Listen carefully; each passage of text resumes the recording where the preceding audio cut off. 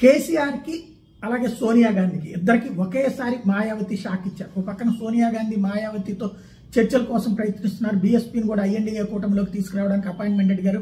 ఇద్దరు కూర్చుని మాట్లాడదామన్నారు, ఢిల్లీకి రమ్మన్నారు అన్నటువంటి జరిగితే ప్రచారం. ఇప్పుడు తాజాగా చూస్తే లోక్సభ ఎన్నికలు ఒంటరిగానే బీఎస్పీ పోటీ చేస్తుందని మాయావతి తేల్చి చెప్పారు.